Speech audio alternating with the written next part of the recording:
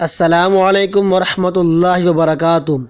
8 گھنٹے آپ دھوپ، گرمی، سردی، دن یا رات، دفتر یا بازار میں، کھیت میں یا صحرا میں محنت مشقت کر رہے ہوں، مگر آپ سے چند منٹ کی ہلکی سی محنت کے ساتھ چند رکعات نماز نہ پڑھی جائے تو سمجھ لیں کہ آپ کا جسم تو مضبوط ہے، البتہ روح کمزور ہے۔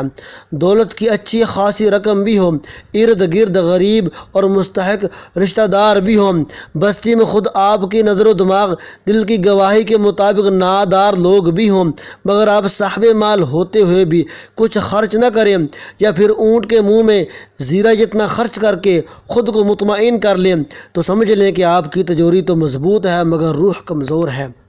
اللہ نے آپ کو سب کچھ دیا ہے، اگر بے حساب نہیں تو بہت کچھ ضرور دیا ہے، مگر آپ 10 دن مری کی،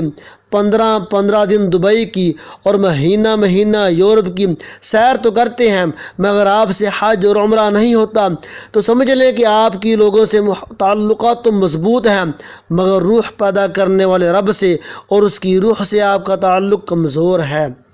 قبرستان کے پاس سے گزرے تو قبر کا خوف نہ ستائے، یا قبر والوں کا حق دینا آپ کو اہم نہ لگے، یا قبروں کی مٹی آپ کو محض مٹی کا ڈھیر لگے،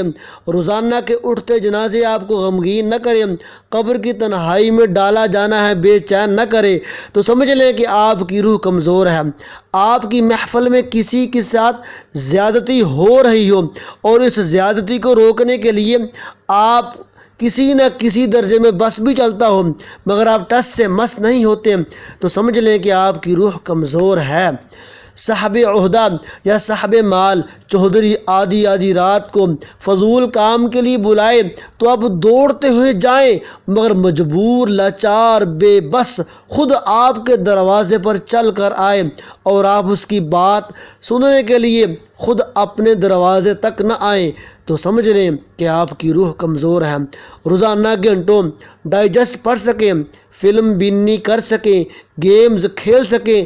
مگر قرآن کی ایک آیت کا مطالعہ نہ کر سکیں تو سمجھ لیں کہ آپ کی روح کمزور ہے۔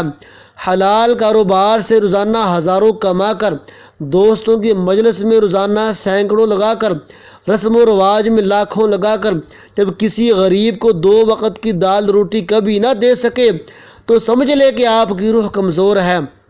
دین سے محبت نہ ہو، دیندار کی عزت نہ ہو، نیکی پہ استوار اولاد کی تربیت نہ ہو، بود و باش مسلمانی نہ ہو، نیکوں کی صحبت میں دلچسپی نہ ہو تو سمجھ لیں کہ آپ کی روح کمزور ہے۔ خود کو مال کے ساتھ اعلیٰ سمجھے، غریب کو گندگی کا نالا سمجھے، تکبر زدوں کو خود کا اہم پیالہ سمجھے، روز حساب سے خود کو بالا سمجھے تو سمجھ لے کہ آپ کی روح کمزور ہے۔ جب جھوٹ بطور عادت بولا جاتا ہو، ناچ گانے مستی میں وقت گزر جاتا ہو، موسیقی کو روح کی غذا سمجھا جاتا ہو، اذان کو آواز بلا سمجھا جاتا ہو، بے دینی کو اقتدار حیا سمجھا جاتا ہو، حق بات کو ناروا سمجھا جاتا ہو تو سمجھ لیں کہ آپ کی روح کمزور ہے۔ حقدار کمزور کے خلاف آپ کی گواہی ہو، ظالم یا ناحقدار کے ساتھ آپ کی ساز باز ہو، سادہ لوح کو لوٹ کر طبیعت حشاش بشاش ہو، خدا کو بھول کر آپ کے نیند آپ کو راس آتی ہو تو سمجھ لیں کہ آپ کی روح کمزور ہے۔ نیکی ہمیشہ سے روح کی غذا ہے۔ بات یہ اہم فہم اور سادہ ہے، پھر بھی آپ کی سوچ کیوں جدا ہے؟ کیا خدا کے سوا آپ کا کوئی دوسرا خدا ہے؟ بات اگر یہی ہے تو پھر سمجھ لیں